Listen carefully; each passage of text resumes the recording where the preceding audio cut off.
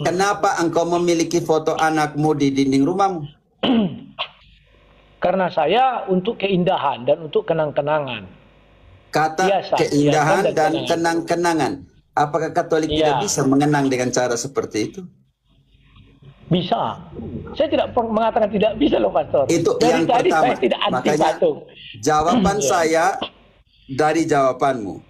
Yang pertama sebagai kenang-kenangan. Oke? Yang kedua, secara liturgis. Engkau ingat bahwa Allah menyuruh membuat patung, benar atau tidak? Benar, untuk di bait Allah diperintahkan buat patung, yaitu kerub. Oke, kerub. Oke, pada saat itu Yesus sudah datang atau belum? Kalau bicara Yesus belum. Belum. Bunda Maria waktu itu sudah hadir di dalam perjanjian lama atau belum? Tidak, kalau ditanya Bunda Maria sebagai sosok, belum. Belum, oke. Sebagai nubuatan sudah, oke. Tapi sebagai pribadi sosoknya belum. Benar sekali jawabanmu. Karena itu, ketika Katolik mempunyai patung Bunda Maria, itu sebagai ornamen liturgis. Seperti orang Yahudi punya ornamen di bait suci, patung kerubim. Kita bantu dulu 1 Raja-Raja 6 ayat 22 sampai selanjutnya. Bantu dulu. Ornamen liturgis baik, Pak. patung kerubim berapa meter lebarnya, berapa meter tingginya, bantu dulu. 1 Raja-Raja 6 ya. Ya. Ayat 22 Raja-Raja lah, 6. dari 22. Dari 22. Baik. Ya. Seluruh rumah itu dilapisinya dengan emas. Ya, rumah itu seluruhnya. Juga seluruh mesbah yang di depan ruang belakang itu dilapisinya dengan emas. Selanjutnya di dalam ruang belakang itu dibuatnya 2 kerub dari kayu minyak, masing-masing 10 hasta tingginya. Sayap yang satu dari kerub itu 5 hasta panjangnya, dan sayap yang lain juga 5 hasta, sehingga dari ujung sayap yang satu sampai ke ujung yang lain 10 hasta panjangnya. Juga kerub yang kedua adalah 10 hasta panjangnya, dan kedua kerub itu sama ukuran dan sama potongan badannya. Tinggi kerub yang satu 10 hasta, dan demikian juga kerub yang kedua. Maka ditaruhnyalah kerub-kerub itu di tengah-tengah ruang yang di sebelah dalam sekali. Kerub-kerub itu mengembangkan sayapnya, sehingga kerub yang satu menyentuh dinding dengan sayapnya, dan kerub yang kedua menyentuh dinding yang lain, sedang sayap-sayap yang arah ke tengah rumah itu bersentuhan ujungnya. Dan kerub-kerub itu dilapisi dengan emas. Sang debater, 10 hasta itu berapa meter? Saya kurang ngerti mengenai ukuran-ukuran, Pastor. 1 hasta 45 cm. 10 hasta 4,5 meter tinggi dan 4,5 meter lebar. Dan 2 kerub. Artinya 9 meter lebarnya. Karena sayap yang satu bersentuhan dengan sayap yang lain. Oke. Yang kedua. Ayat 31-32-nya. Di dinding pintu dilaburi apa? Sebagai pintu masuk ke ruang belakang dibuatnyalah pintu dari kayu minyak. Ambang dan tiangnya merupakan segi 5. Pada kedua daun pintu yang dari kayu minyak itu, ia mengukir gambar kerub, pohon kurma, dan bunga mengembang. Kemudian dilapisinya dengan emas, juga pada kerub dan pada pohon kurma itu disalutkannya emas.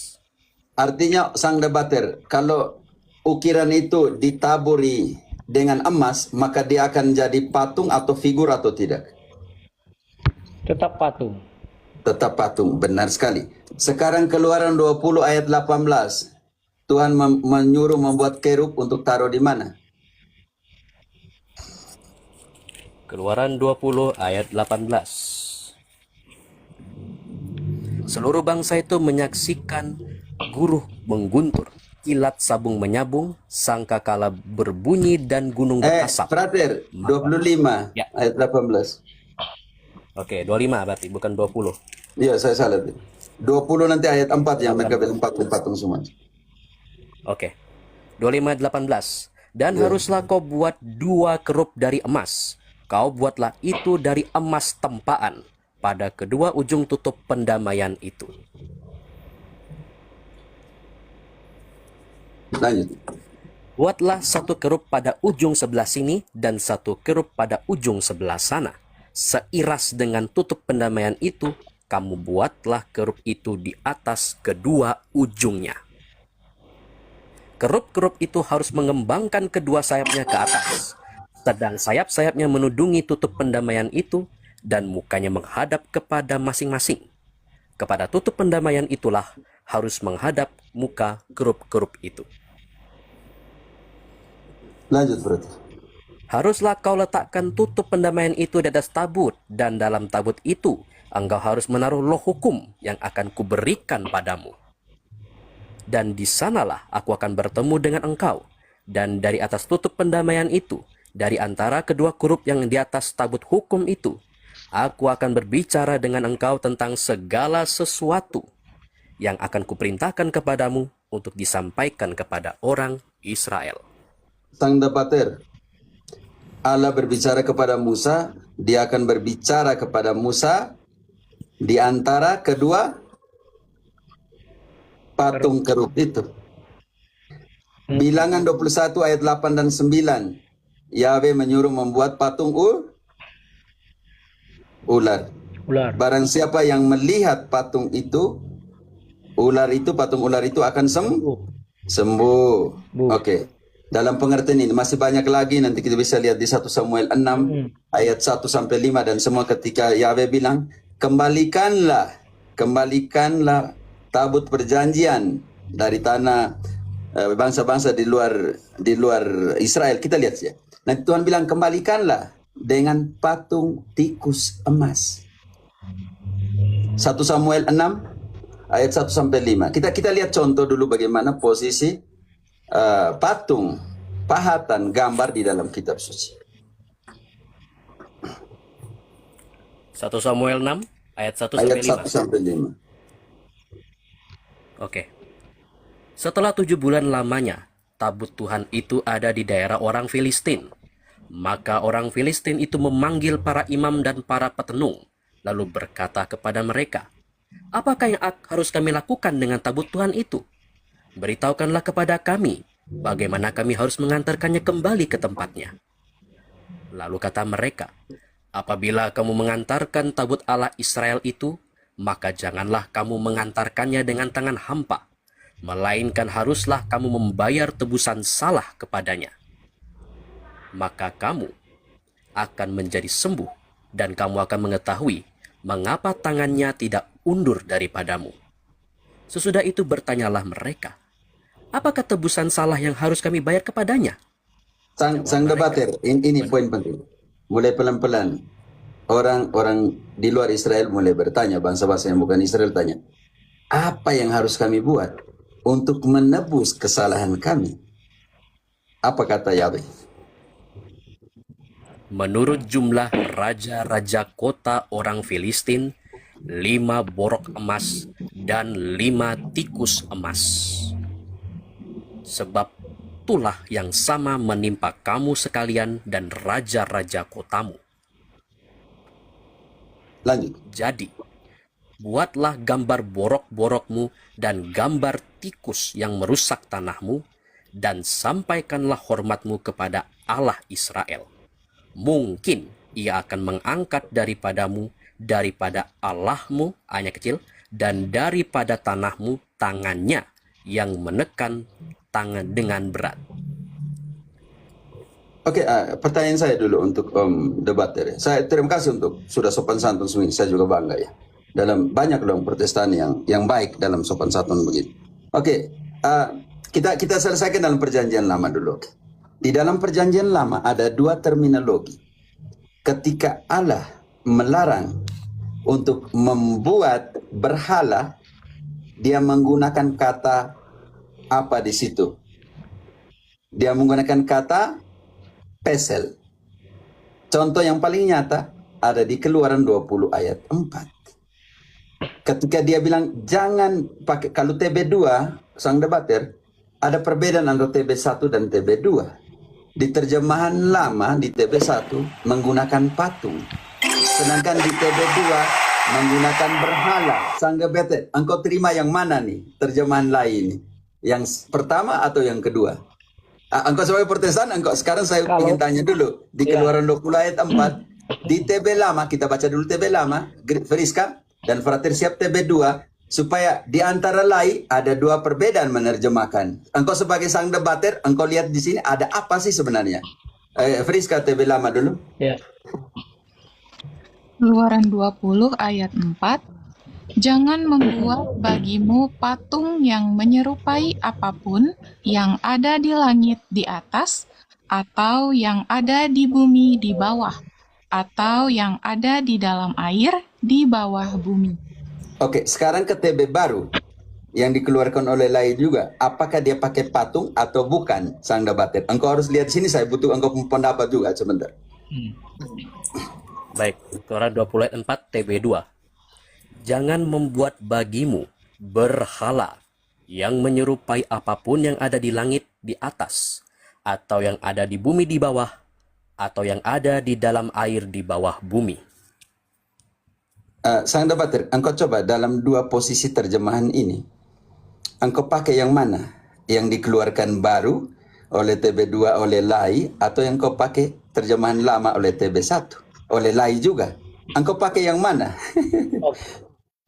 Ya, kalau saya ditanya Romo, patung itu belum tentu berhala. Berhala itu salah satunya patung. Patung dengan berhala itu dua hal yang berbeda. Patung, kalau dia tidak disembah dan tidak berbakti dan bertakwa kepadanya, dia bukan berhala. Tapi patung, kalau disembah dan berbakti, bertakwa kepadanya, itulah baru yang dinamakan berhala. Penting sekali. Itu pendapat. Karena itu, ya benar sekali. Itu secara biblis benar sekali. Karena itu, pertanyaan saya di sini bukan soal itu, tetapi soal dua terjemahan TB1 dan TB baru. TB2 menerjemahkan sebagai berhala, sedangkan TB1 menerjemahkan sebagai patung. Sekarang pertanyaan saya, yang mana yang harus kita ikut, sang debater? Itu pertanyaan saya. Maksudnya bukan arti dari berhala, bukan arti dari patung. Yang mana terjemahan yang harus kita ikut? Bisa mengerti? Biasa dari dokter cari dulu. Kalau saya ditanya, Pastor, dua-duanya, kalau saya ditanya, dua-duanya bisa. Kenapa? Karena ayat yang mengikutinya, jangan sujud menyembah kepadanya. Jadi kalau patung itu, kita sujud menyembah, itu jadi berhala. Kalau berhala itu sudah pasti disujud dan disembah. Jadi saya yang paling cocok patung lah. Kalau berhala udah pasti disujud dan disembah. Oke. Di sini saya akan menjelaskan, kata asli bukan patung. Kata asli itu pesel, berhala. Karena ayat 4 dan 5 dimulai dengan ayat 3. Ayat 3 berbunyi sebagai apa? Ganti Allah yang A kecil dengan ilah supaya membedakan. Brother. Jangan ada padamu ilah lain di hadapanku. Itu TB2 ya. TB1 juga sama. Bantu dulu TB1-nya, sama. Ayat 3-nya tetap sama. Ayat 3. Jangan ada padamu ilah lain di hadapanku. Karena itu sang debater ayat 4 dan 5 di situ tidak, saya kurang mengerti kenapa Lai menerjemahkan sebagai patung di TB lama. Karena ayat 4 dan 5 dimulai dari ayat 3. Jangan ada padamu ilah lain, berhala-berhala. Karena itu patung yang dibuat, dilarang dibuat ayat 4 dan 5 adalah dari ilah-ilah itu. Karena mereka baru pulang dan keluar dari ratusan tahun di tanah Mesir. Orang Mesir punya ilah-ilah lain. Karena itu 10 perintah Allah itu namanya mempurifikasi mentalitas Israel ratusan tahun di Mesir. Karena itu Kalau Bapak bilang patung, ternyata kata aslinya pesel. Pesel artinya berhala. Sedangkan yang lain yang kita pakai tadi, pembuatan kerubim, pembuatan patung ular, pembuatan ini apa namanya itu, patung-patung emas dari tikus, itu digunakan kata pituats atau teselem. Pituats atau teselem artinya gambar lukisan patung representatif untuk kebutuhan liturgis.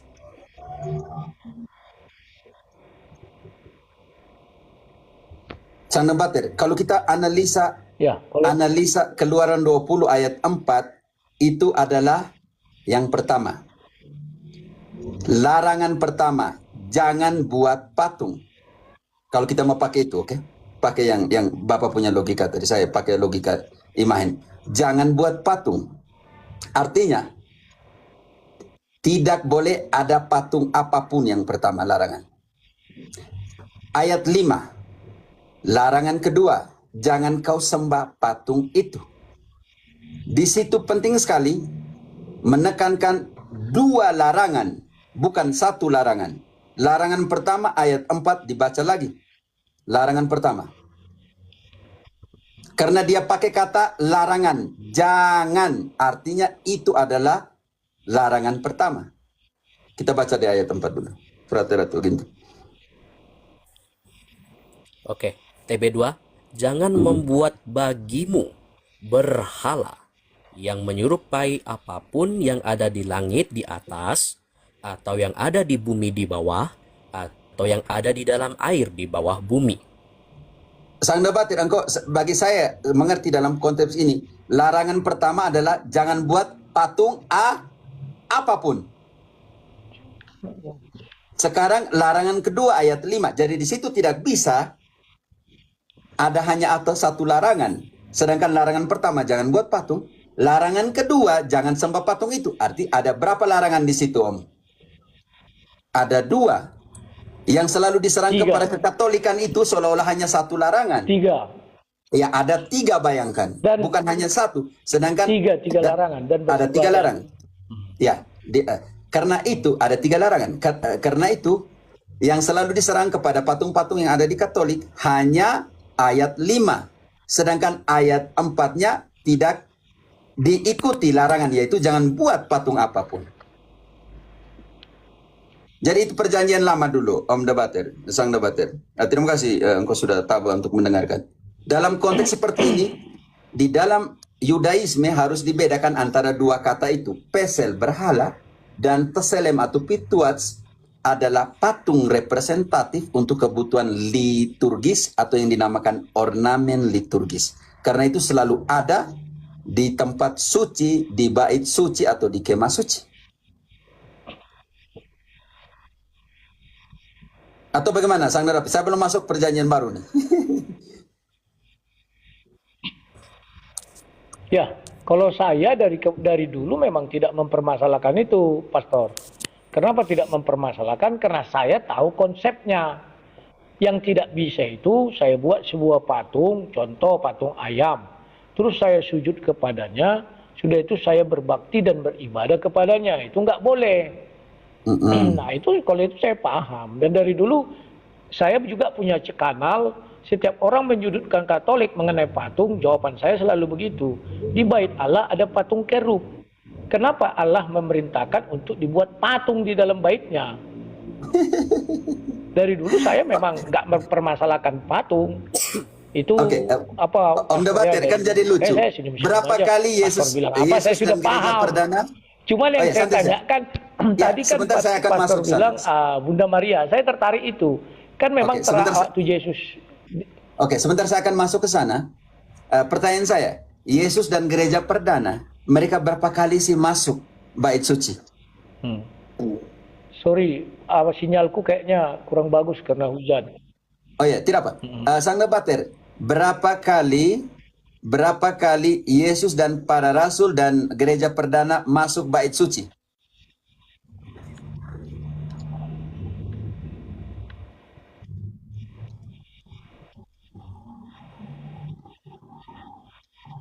Sang Debater? Halo, halo? Kalau ditanya berapa kali Yesus masuk bait suci, yang ku tahu pertama umur 12 tahun. Yang kedua ketika Yesus ditanya, Yesus berkata, bukankah kau melihat aku setiap hari di bait suci? Jadi saya nggak tahu berapa jumlahnya. Banyak Intinya sekali. banyak. Banyak. Dan rasul-rasul dan gereja perdana masuk bait suci tiap-tiap hari. Kisah 2 ayat 46. Tiap-tiap hari. Lalu sekarang saya tanya, kalau begitu tiap hari mereka lihat kerubim atau tidak? Patung atau tidak? Bisa mengerti, Om? Oke, itu yang pertama dulu. Kita bantu dulu. Kisah 2 ayat 46. Baik, Pater. Kisah 2 ayat 46. Dengan bertekun dan dengan sehati mereka berkumpul tiap-tiap hari dalam bait Allah. Berapa hari di situ, Om Sang Debater? Pokoknya banyak deh, setiap hari. Bahkan ketika Yesus ditangkap itu kan dibilang Yesus, bukankah engkau melihat aku di bait Allah setiap hari? Nah, itu dia. Dan beribadah juga di situ kan setiap hari. Oke, penting sekali. Jadi ketika Yesus, para rasul, dan gereja perdana di dalam kisah 2:46 itu masuk bait suci, Om Debater, kerubim itu berapa meter tadi? Pintu bait suci terbuat dari... 9 meter. Iya, pasti nggak mungkin nggak lihat kan? Oke, sekarang kita lihat buat pembanding di sini. Saya akan bawa kepada yang Om bilang. Berhala itu artinya saya bisa menjadikan Sang Debater sebagai berhala. Karena saya melihat Sang Debater sebagai Tuhanku. Bisa mengerti. Saya bisa melihat ini sebagai Om Debater, sebagai berhala. Karena saya lihat uang adalah ilahku. Oke. Jadi menjadikan sebuah objek atau seseorang atau sesuatu menggantikan posisinya Tuhan, itulah berhala. Sekarang kita ambil posisi ketika Yesus masuk bait suci. Matius 21 ayat 12 dan 13. Dia masuk bait suci atau tidak? Tetapi yang dia bongkarkan itu apa? Yang dia hancurkan itu apa? Patung atau uang? Baik, Pater. Matius 21 mulai 12. Jualan. Pernah orang berjual. Lalu baca dulu ya, pemain Bater itu baca dulu ya. Lalu Yesus masuk ke bait Allah dan mengusir semua orang yang berjual beli di halaman bait Allah. Ia membalikkan meja-meja penukar uang dan bangku-bangku pedagang merpati, lalu berkata kepada mereka, ada tertulis, rumahku akan disebut rumah doa, tetapi kamu menjadikannya sarang penyamun. Karena itu Santo Paulus mengatakan dalam 1 Timotius 6 ayat 10, akar dari semua kejahatan itu apa? Lihat bagaimana manusia mendewakan uang, mengilahkan uang, menyembah kepada uang. 1 Timotius 6 ayat 10. Karena akar segala kejahatan ialah cinta uang. Sebab oleh memburu uanglah beberapa orang telah menyimpang dari iman dan menyiksa dirinya dengan berbagai-bagai duka. Dan lebih sadisnya di ayat 5, hanya karena cinta akan uang ini, mereka menganggap menjadikan ibadah sebagai sumber keuntungan. Ayat 5-nya. Percekcokan antara orang-orang yang tidak lagi berpikiran sehat dan yang kehilangan kebenaran, yang mengira ibadah itu adalah suatu sumber keuntungan. Oke, Sang Debater, kita pelan-pelan masuk ke dalam posisi nanti. Kenapa sih patung dalam perjanjian baru juga? Apa posisi penyembahan dalam perjanjian baru? Supaya kita masuk posisi patung di dalam kekatolikan. Bisa mengerti, Om Debater? Saya masih uraikan logikanya ke arah mana supaya bisa sampai kepada patung. Sang Debater, namanya Sang Debater, dia harus mengerti loh. Saya sedang melakukan sebuah posisi untuk sampai di patung tuh kenapa di dalam kekatolikan. Bisa mengerti? Jadi Om Debater, sebentar Om Debater bisa omong. Saya selesaikan dulu arahnya kemana supaya seperti yang ketika Yesus, para rasul dan orang gereja perdana masuk bait suci, mereka lihat patung. Tetapi ketika Yesus masuk ke bait suci, walaupun dia lihat patung kerubim, dia bilang tidak pernah kita mengatakan runtuhkanlah patung itu, hancurkanlah kerubim itu. Tidak. Justru yang dia hancurkan, yang dia buang adalah meja-meja penukaran uang. Karena orang menjadikan uang sebagai ilah di situ. Bukan datang menyembah dia, melainkan lebih penting uang daripada menyembah dia. Ini yang sangat berbahaya. Karena itu kita harus mengerti di sini apa itu penyembahan. Sang Nabatir, karena di dalam dalam Keluaran 20 ayat 5 omong tentang kau jangan sembah patung itu atau berhala itu. Karena itu Sang Nabatir, saya mau tanya engkau jelaskan secara biblis unsur-unsur penyembahan. Secara biblis unsur-unsur penyembahan itu apa saja? Kira-kira ada 3 unsur penyembahan. Karena itu saya mau tanya dulu Sang Nabatir, apa itu unsur penyembahan supaya kita bisa melihat apakah patung dalam kekristenan Katolik itu atau ortodoks ikon itu adalah penyembahan berhala atau tidak. Karena itu Sang Nabatir, sekarang engkau harus menjelaskan kepada saya atau kepada kami yang di sini unsur-unsur penyembahan yang ada di dalam kitab suci. Kalau ditanya Silakan. saya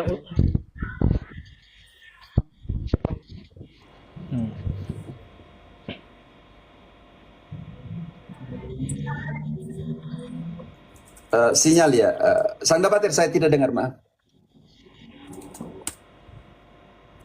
Halo, Oke, halo. Pastor. Terima kasih. Maaf ya, sinyal saya agak jelek kayaknya. Ya, santai saja, santai saja. Delay, Oke, silakan. jauh. Iya. Iya. Iya, agaknya kayaknya sinyal. Oke. Halo Pastor, udah kedengaran suara saya? Dengar. Siap. Jadi kalau dibilang mengenai penyembahan itu, yang saya pahami adalah pertama sujud. Sujud itu memang bentuk sebuah penyembahan. Ya, sujud itu bentuk sebuah penyembahan yang nyata. Baru yang kedua, dia berbakti. Berbakti kepada benda tersebut. Contoh, benda tersebut tidak bisa diperlakukan dengan cara sembarangan. Dan benda tersebut hanya ada satu-satunya. Baru yang kedua, beribadah. Beribadah kepada benda tersebut. Contoh, ibadah itu tidak lengkap kalau benda tersebut misalnya tidak ada. Ya, contoh, saya pergi katakanlah ke terminal. Tiba-tiba saya mau beribadah. Saya harus mencari di mana letak benda tersebut ada. Dan saya harus sujud ke arah benda tersebut. Itu artinya saya sudah menganggap dia sebagai berhala.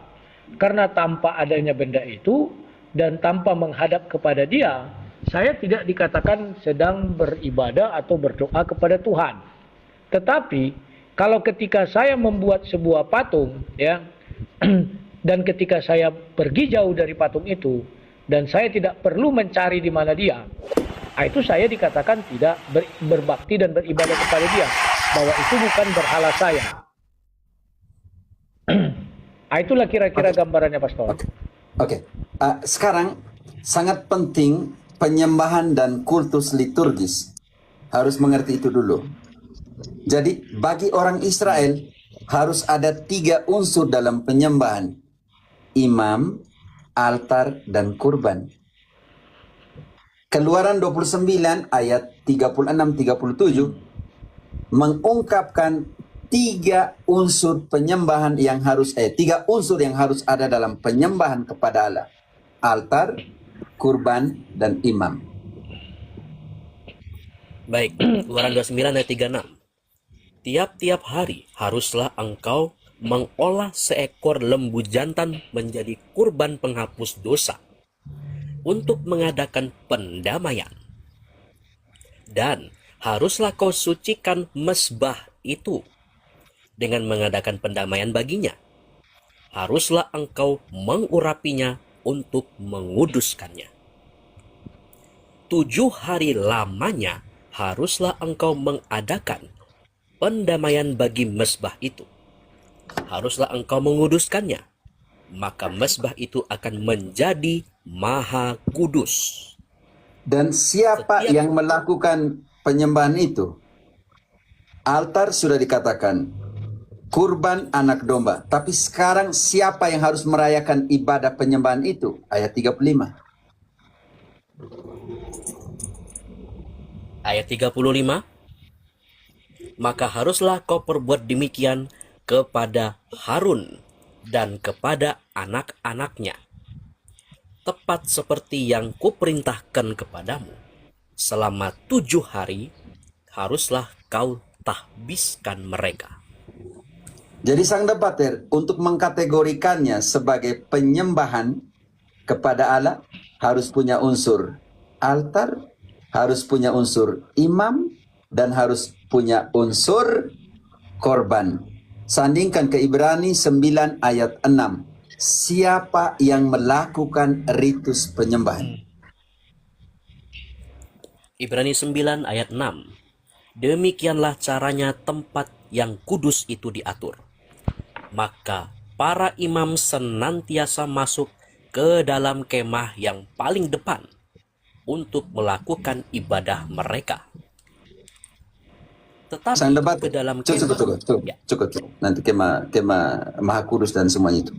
Karena itu di dalam Roma 15 ayat 16 TB2 terjemahan sedikit bagi saya ya lebih fair, lebih